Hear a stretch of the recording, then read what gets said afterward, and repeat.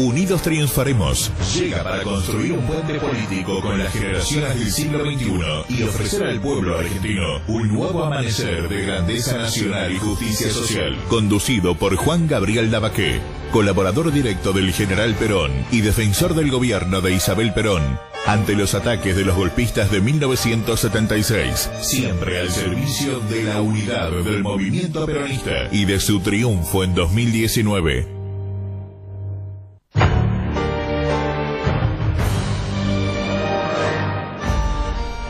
Buenos días, de nuevo estamos con ustedes en nuestro programa Unidos Triunfaremos. Hoy con dos invitados que son queridos amigos antes que invitados, compañerazos y medio colegas, ¿no? Porque tienen un hermoso programa en San Isidro.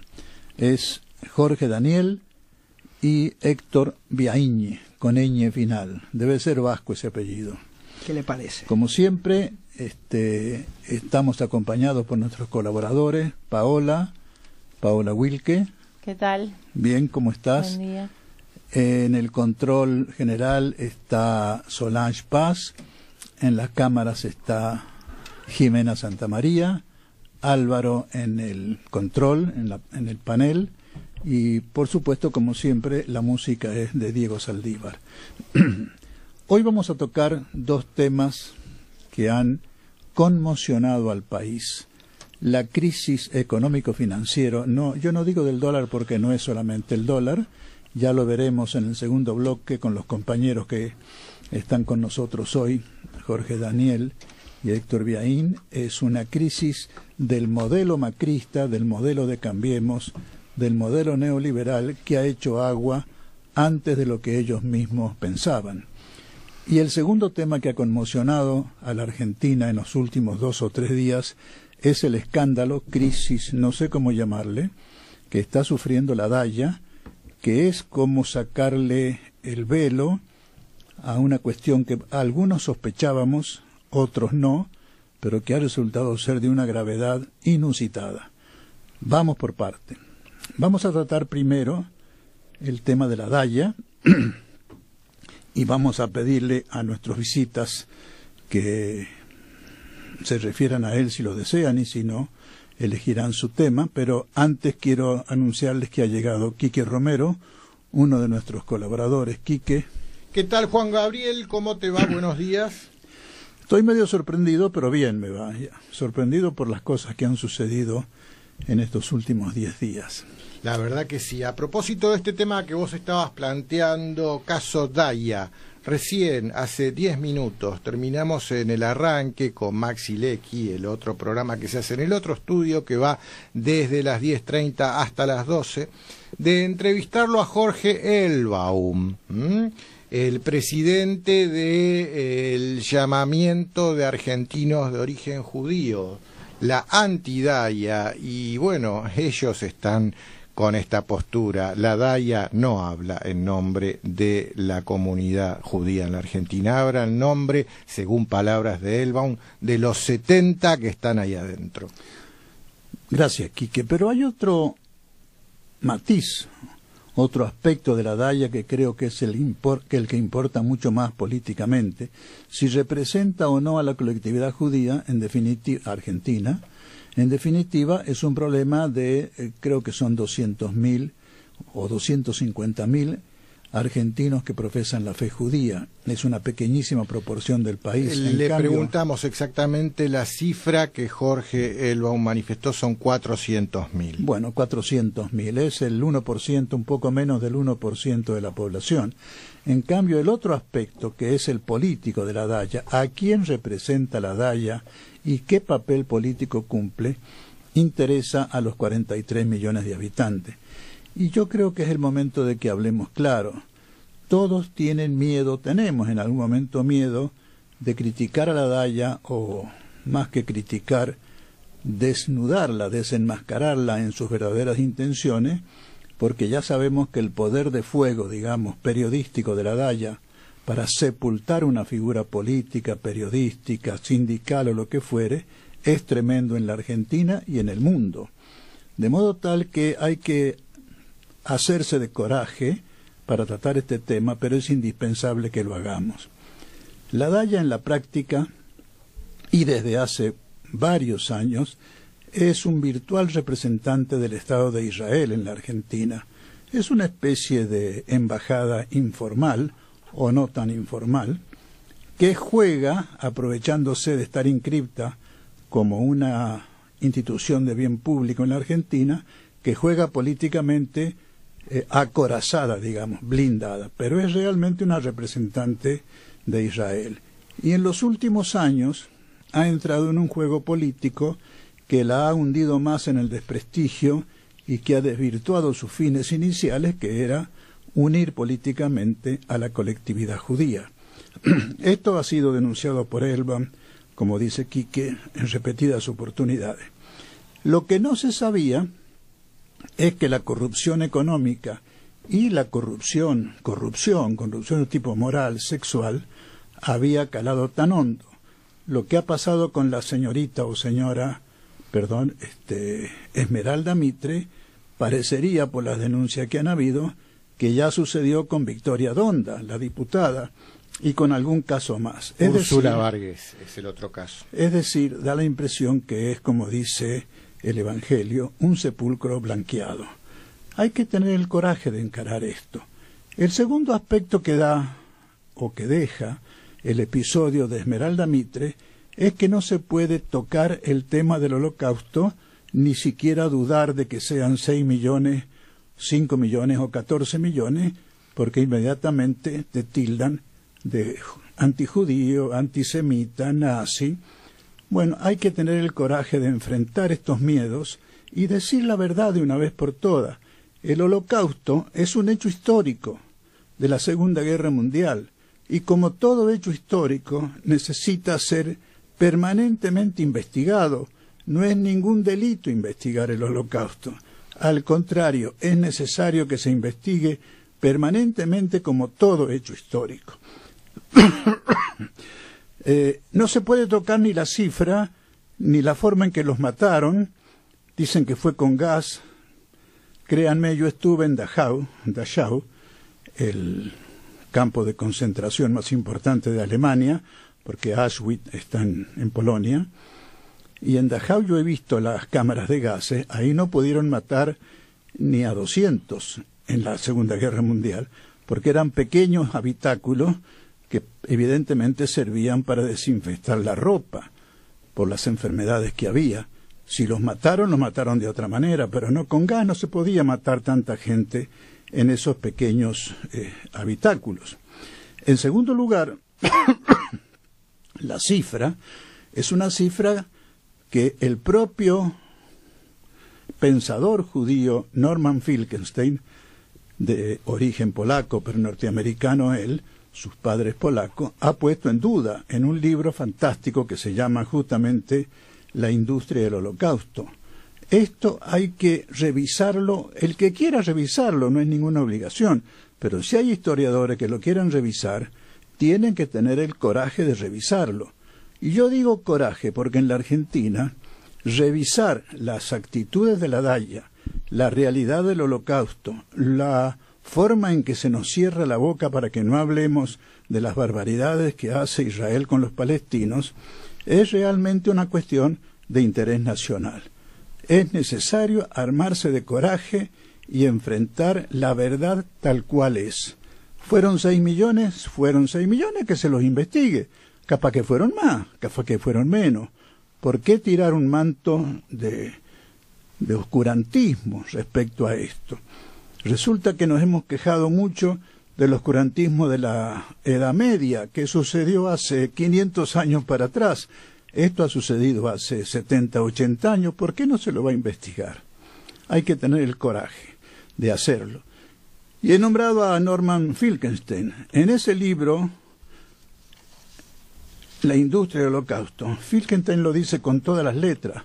Una cosa es la persecución nazi a los judíos en la Segunda Guerra Mundial, que existió, y él lo llama Holocausto con minúscula, y otra cosa es el invento, la producción, dice él, que hicieron los judíos, los dirigentes judíos norteamericanos, de un holocausto llevado a la máxima potencia, a tal punto de que cualquiera que dice que los muertos en la Argentina por la represión militar es otro holocausto, se ofenden porque holocausto hay uno solo, fue único en la humanidad, no se lo puede comparar con nada.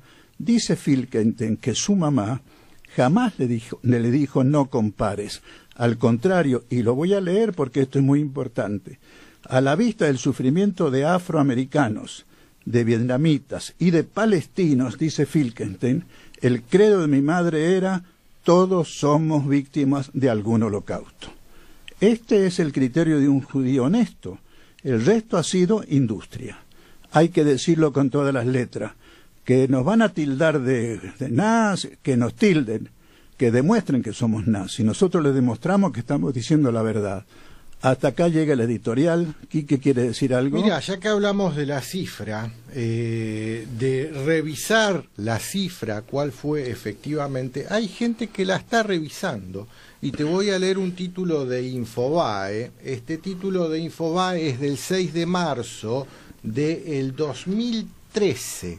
6 de marzo del 2013. Difunden nuevo número de víctimas del Holocausto.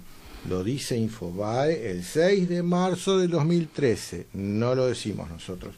Según una investigación reciente, los crímenes del nazismo fueron mayores de lo que se pensaba hasta ahora. 42.500 campos de concentración y hasta 20 millones de víctimas.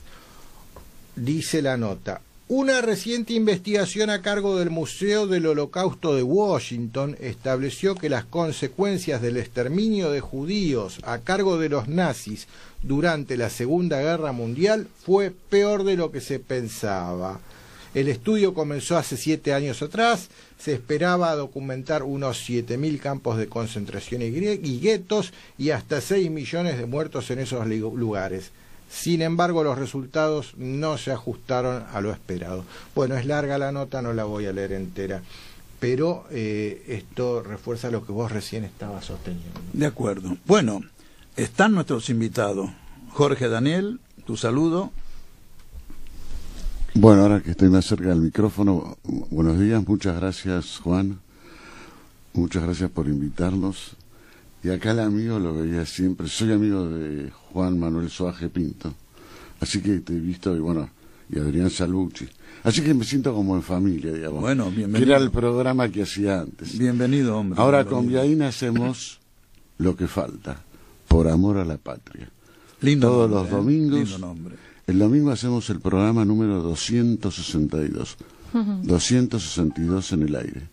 Y en realidad el nombre es así porque muchos coinciden. Lo que falta en la República Argentina es amor a la patria. Está bueno. En las distintas clases sociales vos podés comprobarlo. Incluso en gente común y corriente, como nosotros, se olvida de la patria. Y por eso estamos así, no hay conciencia. Bueno, después sigo. Héctor. Juan, muchísimas gracias por la invitación a todos los acá presentes del programa. Mi nombre es Héctor Viaín, muy contento de poder compartir este espacio con ustedes. Y como dijo Jorge Daniel, tenemos el gusto de hacer ese programa todos los domingos por amor a la patria. Y quisiera referirme muy brevemente a los que han estado comentando ustedes y que, a ver, creo que más allá de que podamos discutir cifras, cantidades, tanto en las cifras de los muertos en el Holocausto con mayúscula o con minúscula, como los muertos acá y desaparecidos en la dictadura militar, que podamos discutir que son 30.000, 40.000 o 18.000, lo que debemos dejar sentado de relieve es de que fueron crímenes de lesa humanidad. Y entonces eso no debe, digamos, de ninguna manera torcer el significado que tiene eso, ¿no es cierto? Y yo creo que esas discusiones a veces nos hacen perder muchas veces lo principal, ¿no? Que que debemos destacar, Juan. Porque si no es motivo de discusiones que a veces no llevan a ningún puerto.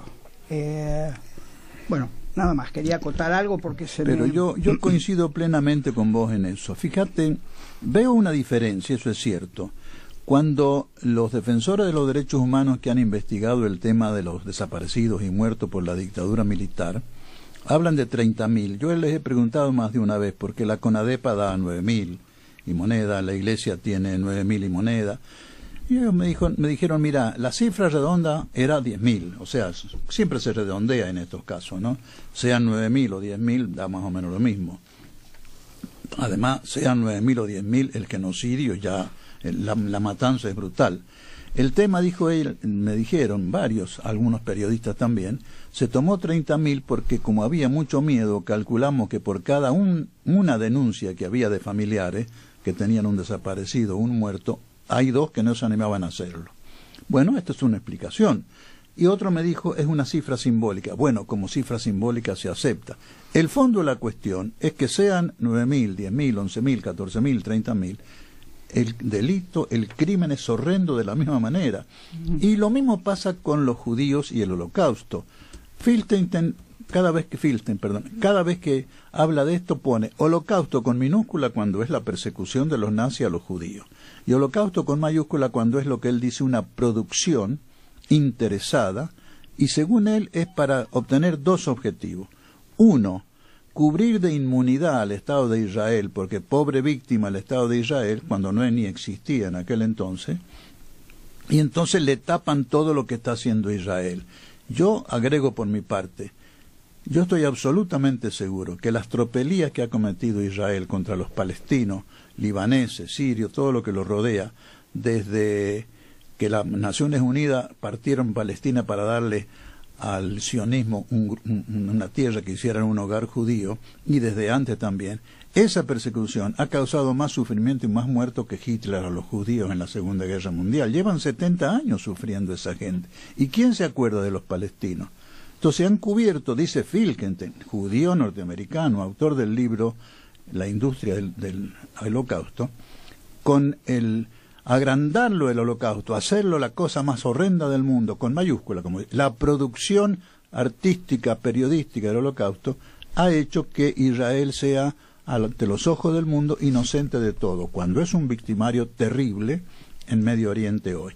Y en segundo lugar, valdría la pena hasta leerlo, hablando del holocausto y sus víctimas, lo que se ha hecho es extorsionar a Europa para sacarle dinero, dicho por Filkenstein. Y yo recuerdo que Adenauer, Konrad Adenauer, el primer presidente o primer ministro alemán de la posguerra, fue visitado por un dirigente sionista en los albores del Estado de Israel y le sacaron a Alemania $1.000 millones por año de indemnización, pero no para los familiares de los judíos muertos por Hitler, para Israel. Y desde entonces y hasta hoy, todavía hoy, Alemania le paga a Israel $1.000 millones por año en indemnización por el holocausto con mayúscula, es decir, de la producción, el holocausto inventado.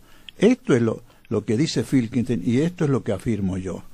Están aprovechándose de una desgracia que sufrió el pueblo judío para agrandarla, hacerla casi un hecho trascendental que no se puede ni siquiera investigar.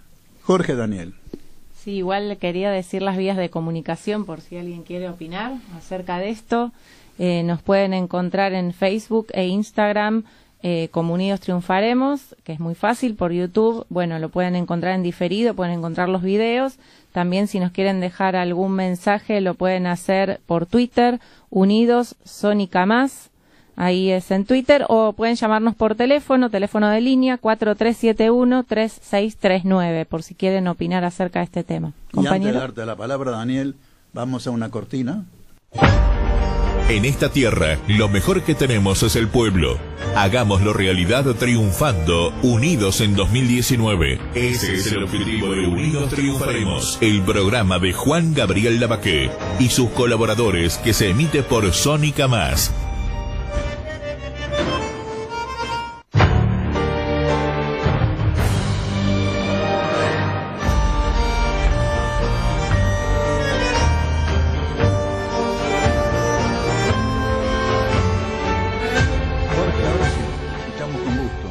siempre me gustó investigar, como muchos seres humanos, y yo investigué el origen del apellido Daniel.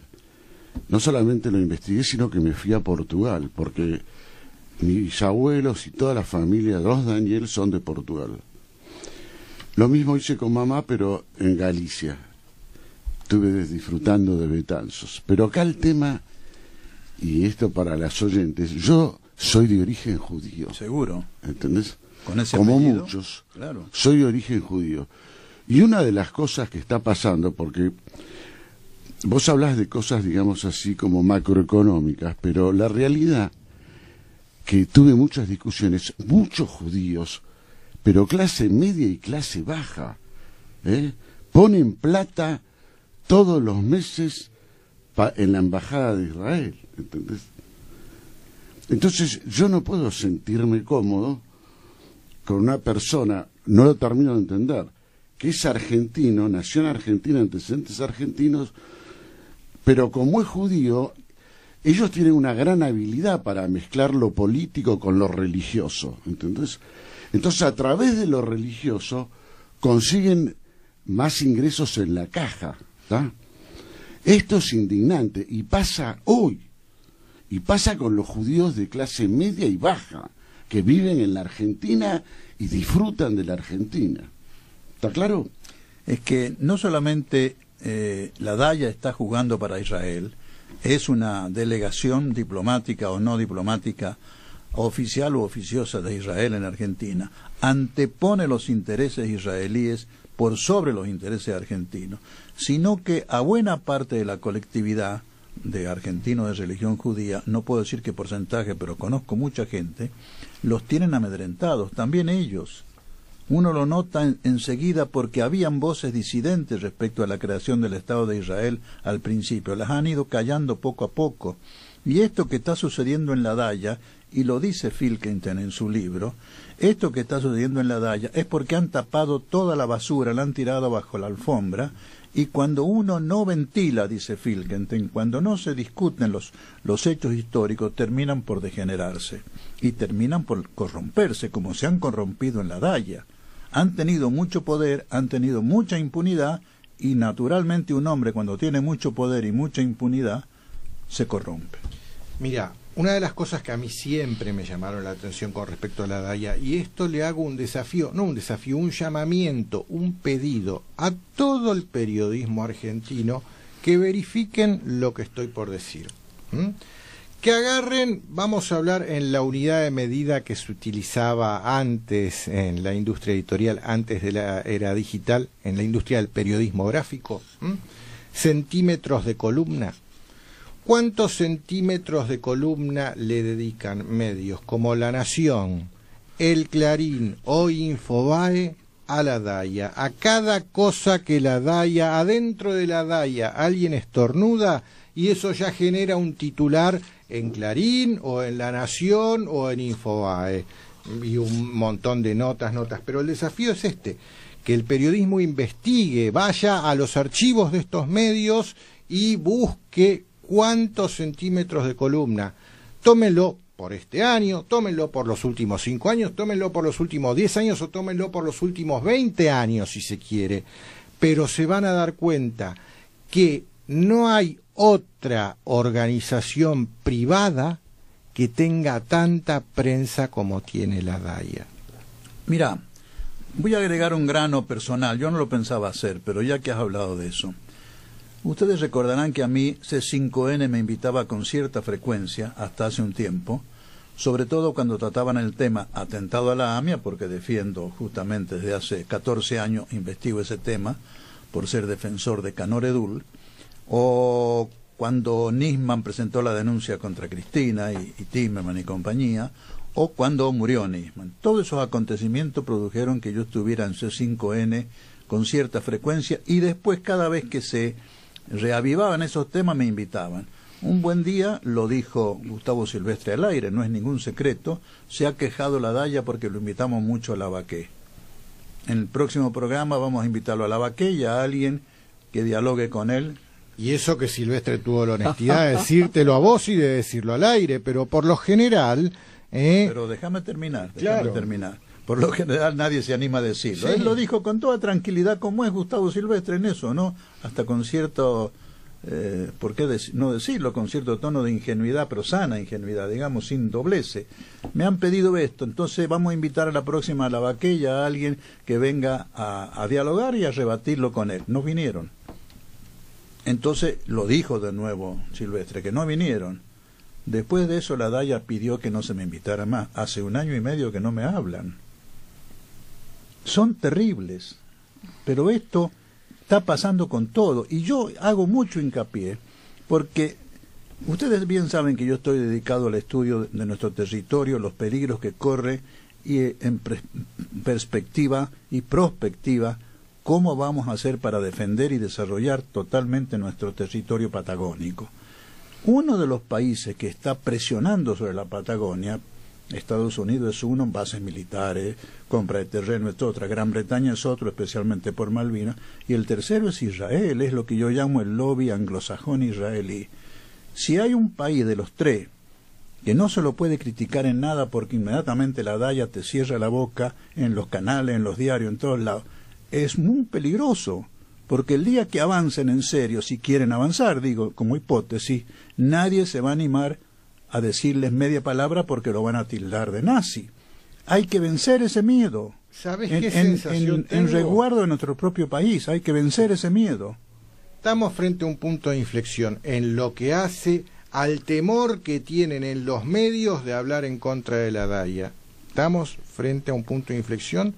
¿Por qué? Porque los medios, como bien dije, le dedicaron miles de centímetros de columna a esta institución privada como a ninguna otra en la Argentina. Hasta que a su presidente se le ocurrió meterse con la hija del director del diario con un hijo de Mitre, como decimos en el interior. Exactamente. Hijo de Mitre es el intocable en los pueblos. Ahí está, interior, se ¿no? metió con la hija de Mitre.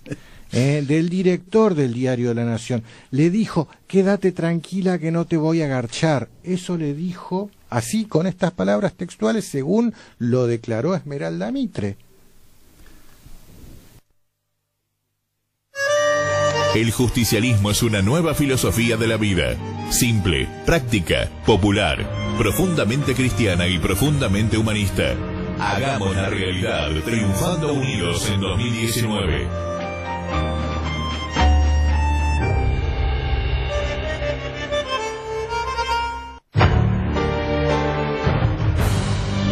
Entramos en tocamos la parte política. No tocar la parte política. No, porque hay un tema, es el otro tema que interesa tanto y quizás más que esto todavía, en perspectiva, que es la crisis económico-financiera que ha sufrido el país en los últimos 10 días y que está solo en un impasse muy transitorio. Uno lee todos los diarios a favor del gobierno, en contra del gobierno. Aún los diarios más oficialistas como Nación y Clarín están tomando sus precauciones porque esta crisis ha quedado en suspenso a partir del viernes con la drástica suba de la tasa de interés, una tasa del 40% que si bien ha frenado al dólar por unos días, no se puede sostener en el tiempo porque mata la economía. Simplemente se va a entrar en una recesión brutal, en una bicicleta financiera brutal, porque va a convenir traer dólares, cambiarlo, ganar el 40%, cambiarlo de nuevo en dólares, y llevarse, como dicen los muchachos, un fangote de dólares al exterior que ganaron gratis, la famosa carry out, creo que le llaman, o algo por el estilo. Carry trade, comercio de... Sí. Bicicleta. ¿Qué es la bicicleta? Carry trade para nosotros es el eufemismo que le dieron ahora para no repetirte bicicleta y que no te avives, simplemente. Sí, además queda más elegante. Claro. Decirlo en inglés siempre, en Argentina es más Pero elegante. ¿me dejas hablarte de tasa de interés un momento en el mundo? Tasa de interés en Argentina, 40%. Tasa de interés en Venezuela, que es la que le sigue a la Argentina, 22,58. Angola, 18. Ghana, 18. Irán, 18. Ucrania, 17. Egipto, 16,75. Nigeria, 14. Turquía, 8. México, 7,5. Rusia, 7,25. Brasil, 6,5%, Vietnam 6,25%, India 6% y Pakistán 6%. O sea, nos vendían que Macri nos salvó de ser Venezuela. No. Bueno, has tocado el punto neurálgico y es el tema que le voy a preguntar a nuestros dos invitados, Jorge y Héctor.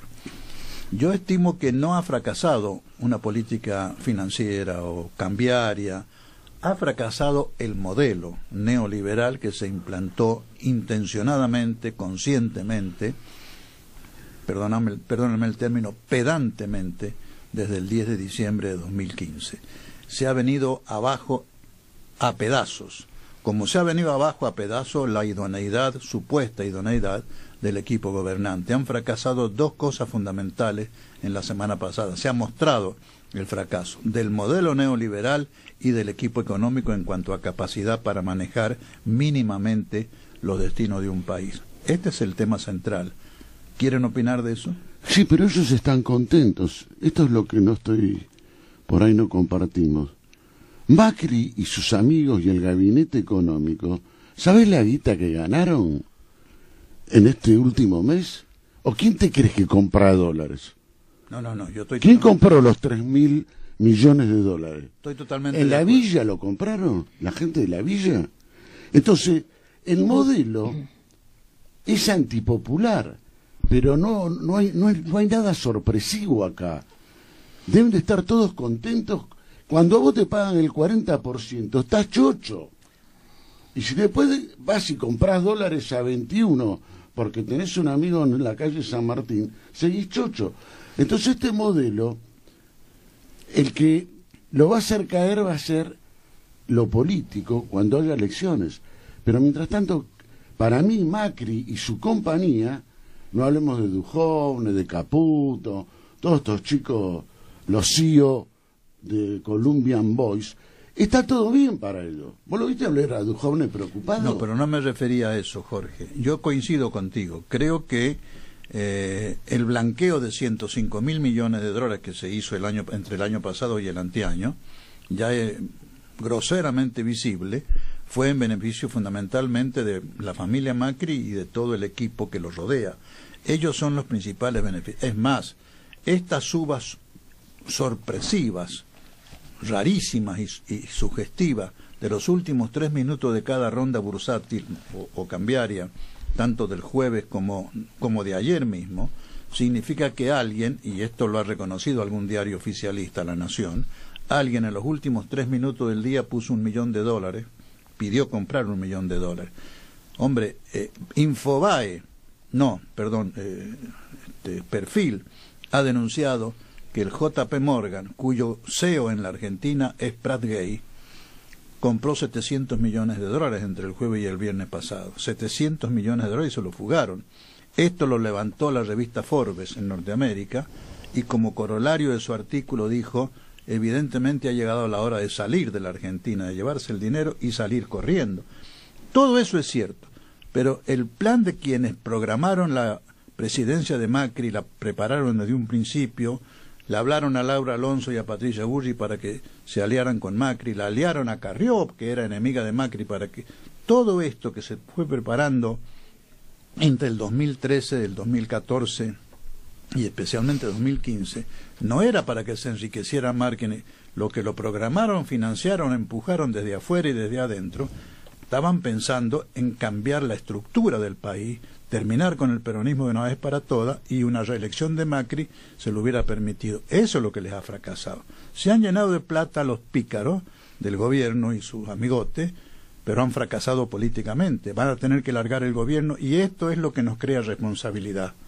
Este gobierno, con mucha suerte, puede llegar a terminar su mandato.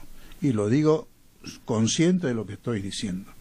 Es más, para algunos argentinos que no son nada malo, sino al contrario, que ven el porvenir de su país con preocupación, es preferible que no termine. El asunto es que eso sería un trauma político tremendo para la Argentina. Pero lo real es que vinieron para quedarse. Y esta crisis les ha cortado la posibilidad de quedarse. Este es el fondo de la cuestión.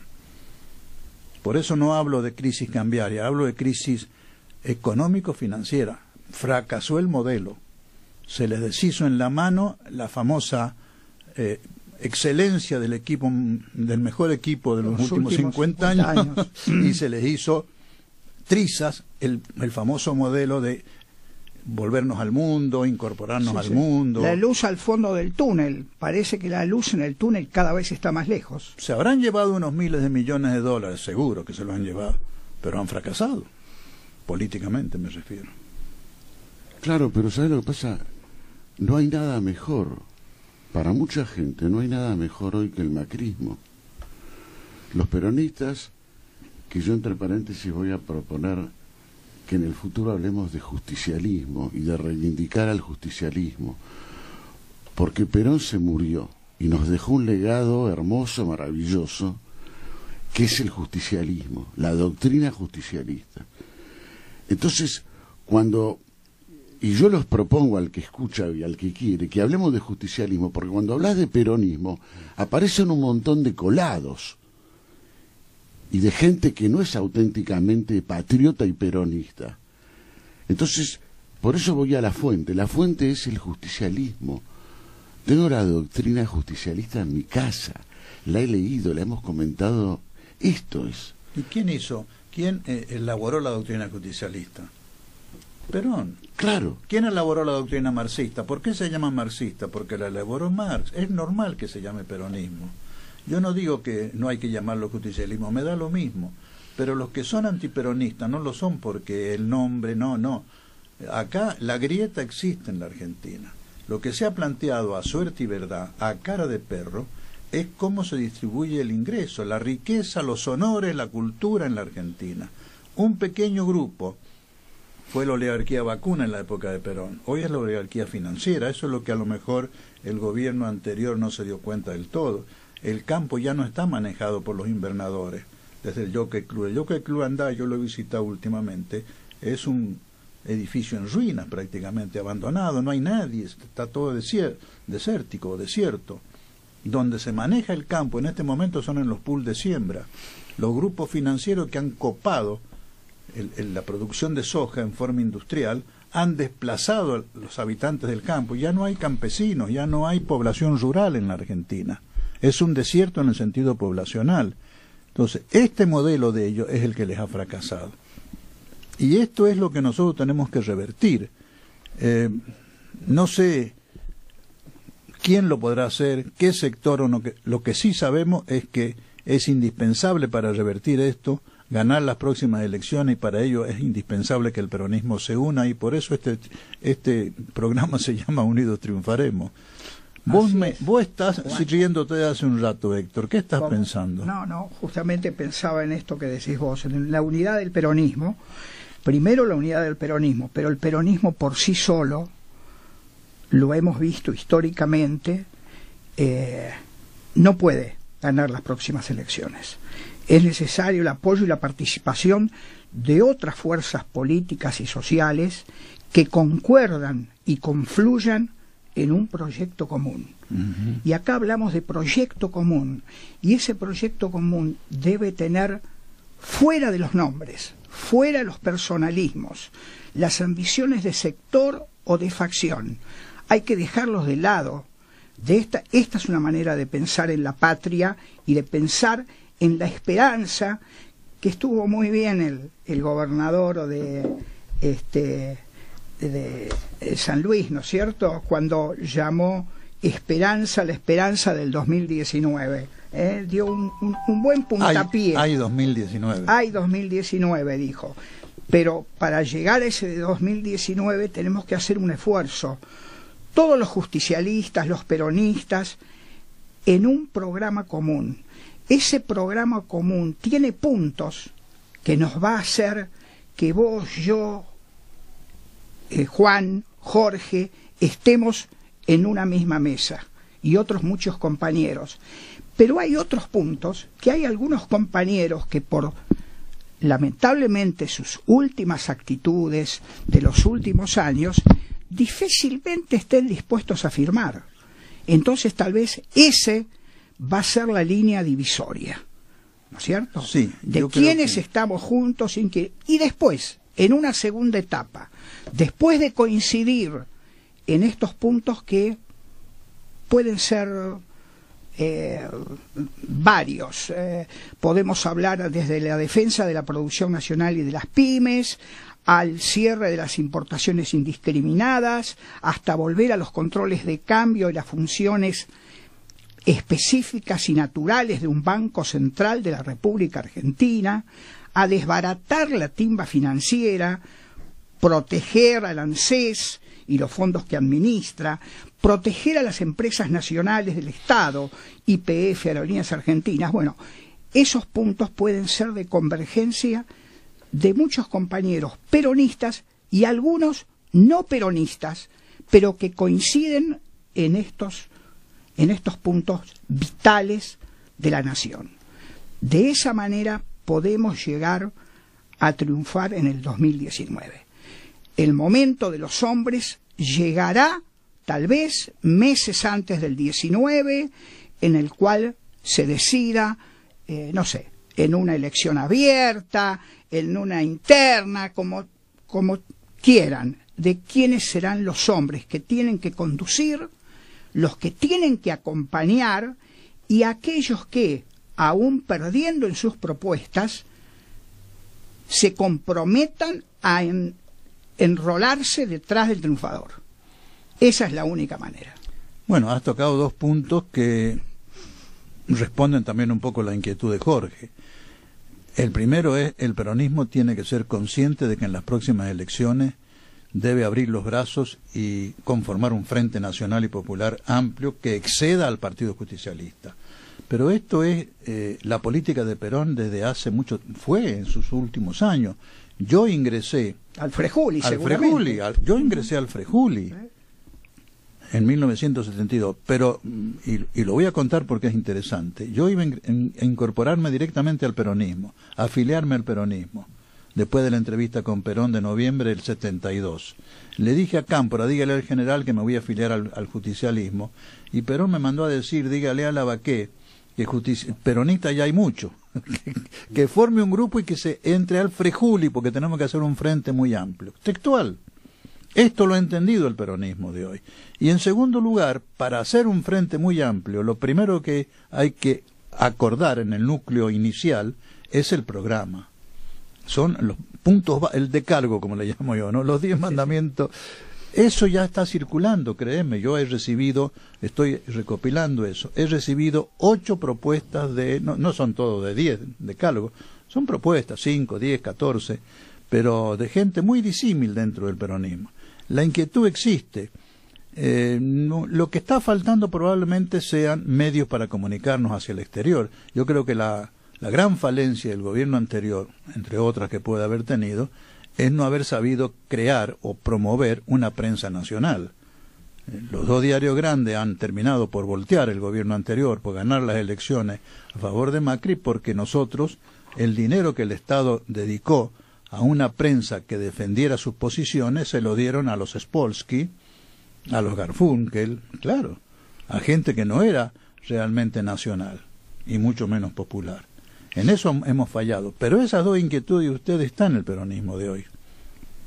Me alegro que así sea, Juan, porque verdaderamente creo que esos puntos, como vos decís, 10 puntos, 15 puntos, son fundamentales, ¿no es cierto?, para conseguir el objetivo final, que es llegar con un frente unido a enfrentar a Cambiemos en el 19.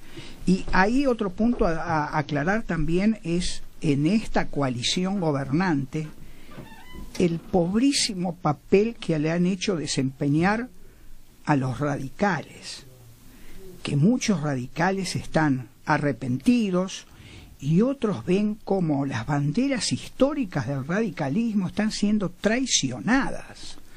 Verdaderamente vergonzoso el papel de algunos de sus dirigentes, ¿no es cierto?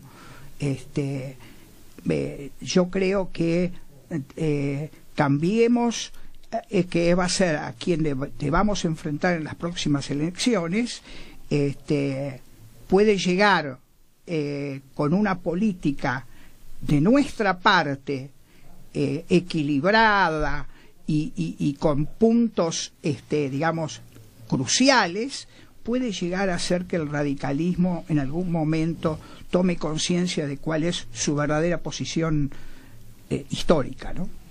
El radicalismo ha sufrido el mismo proceso de degradación ideológica y en alguna medida de corrupción que el peronismo.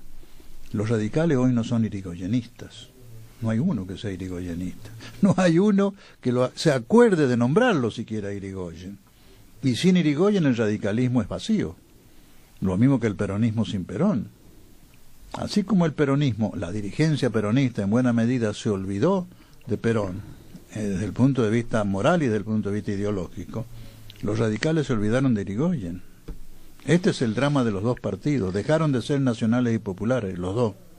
El tema, yo creo que juntarnos con los peronistas que conoces, y armar 12, 14, 15 puntos básicos es algo sencillo para nosotros. El problema es buscar 3 o 4 o 5 nombres y apellidos que realmente sean representativos del justicialismo, o si querés, del peronismo, ¿entendés? Pero si no, los puntos los podemos escribir incluso acá, entre nosotros, y son válidos, pero necesitamos figuras, no una, porque con una ya a Perón no lo va a reemplazar uno, lo tiene que reemplazar un pequeño equipo, un grupo de tipos formados y con conciencia patriótica, ¿sí? Entonces, este es un tema. Y yo en este momento te digo, no sé ustedes, yo no veo a nadie. Yo tampoco veo a nadie, pero ¿sabés lo que veo, Jorge? Inquietud. Y lo primero que se necesita para reavivar un movimiento, para reimpulsarlo, casi te diría para reinventarlo, hace falta la inquietud. Y esa inquietud hace un tiempo no existía, y desde hace meses, no más, yo noto que va increyendo, permanentemente está esa búsqueda. Pero me parece que estamos haciendo lo correcto, poniendo los caballos delante del carro y no al revés. Primero, alrededor de qué nos estamos uniendo, de un conjunto de ideas. Por ejemplo, alguien me decía ayer, porque yo les explicaba, miren, uno de los puntos, que es nuevo, porque es nuevo el drama, es penalizar la fuga de capitales al exterior de los argentinos residentes. El tipo que ganó plata acá la deja acá, viejo. Y si la sacó afuera tiene que tener una penalización dura. O la trae o tiene una penalización económica, financiera o de lo que fuere. Pero no eso puede se puede ser. Hacer hoy. Hay 400.000 millones de dólares de argentinos residentes en la Argentina que han mandado su plata afuera. El gobierno se jacta de decir la tengo afuera y no la voy a traer. Claro, pero Juan. antes de eso déjenme darles una mala noticia que me acaba de transmitir Quique y que avala lo que les estábamos diciendo, que el modelo neoliberal se les viene abajo. El dólar acaba de llegar a 23,66. Mira, te leo lo que está publicando ahora mismo Ámbito. Te voy a leer toda la portada de Ámbito. Expectativa por el anuncio de Macri en medio de la volatilidad del dólar. Se espera la emisión de un mensaje grabado a partir de las 13 horas, lo van a emitir. Sigue Ámbito. ¿Será por la cadena nacional? Sí. El dólar se dispara un 6% al récord de 23,66. La bolsa porteña se hunde un 4,6 por masiva venta de activos. Martes negro para acciones argentinas en Wall Street. Se desploman hasta un 14%. Vamos bien, che. No, es la debacle. Yo te digo la verdad, yo sí soy del club del helicóptero y lo digo con todas las letras. Macri, cada día que se queda es más grande el daño que hace.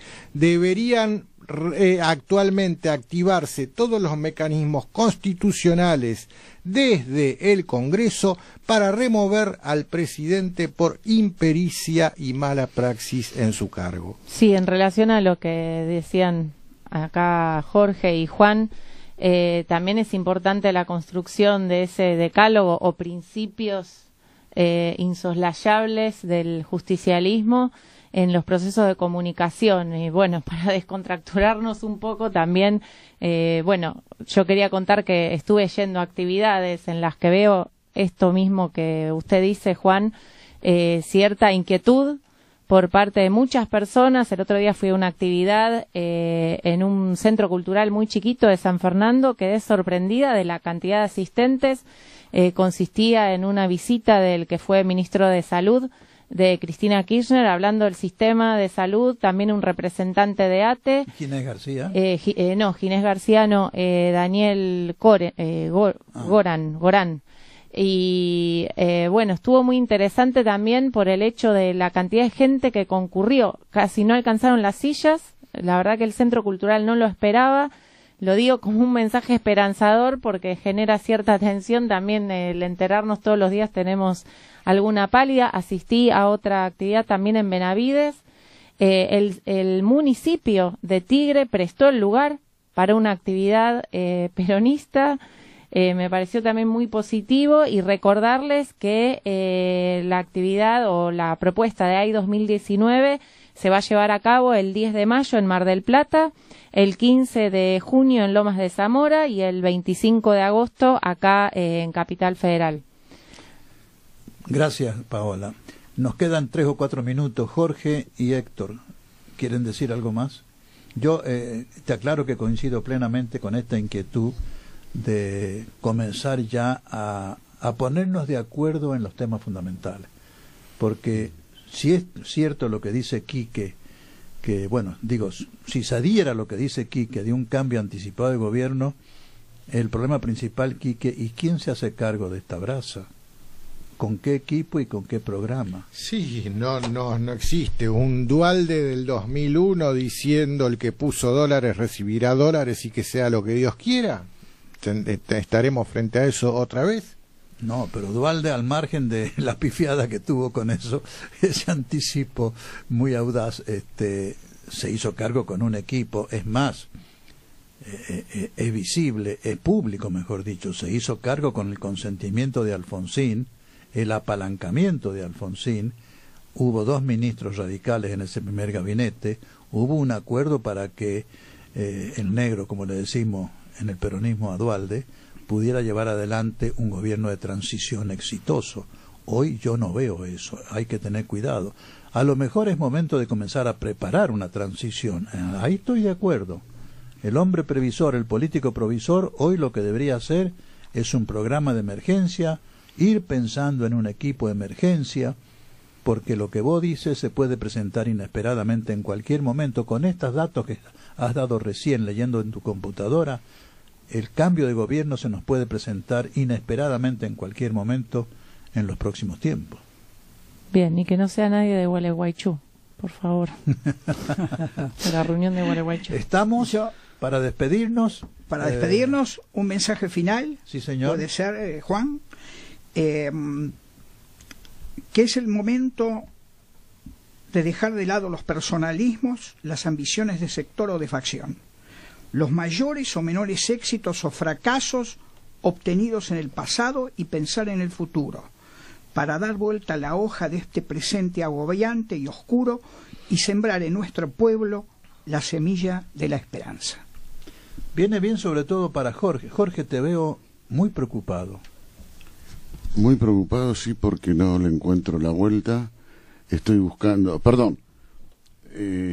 Nosotros, te diría, como justicialistas podemos encontrar la vuelta. Yo no le tengo miedo a esto. Lo que creo que es difícil, y yo podría ocupar a ustedes también cargos públicos, lo que veo difícil, cómo llegar hasta ahí, ¿entendés? Cómo llegar hasta ahí. Y si vos tenés que tener mucho cuidado, porque no tenemos muchos compañeros con apellidos rescatables. Entonces, si según con quien digas, ya no te apoya nadie, ¿entendés? No te apoya nadie. Por supuesto, yo no voy a decir, vamos a armar un equipo con Carrió, Bullrich y eso, porque no existe. No, estamos hablando en serio, Jorge. No, estamos hablando en serio. Por eso. Muchas gracias por la invitación y nos volvemos Juan, a ver. Muchísimas gracias por tu invitación. No solamente nos han acompañado, han dado una opinión fantástica, sino que nos han dado un poco de alegría verlos, estar con ustedes y sentirnos acompañados. ¿Vamos, Paola? Vamos, hasta la próxima. Quique. Bueno, martes que viene estaremos aquí nuevamente, si todavía estamos aquí. Es una semana para rezar.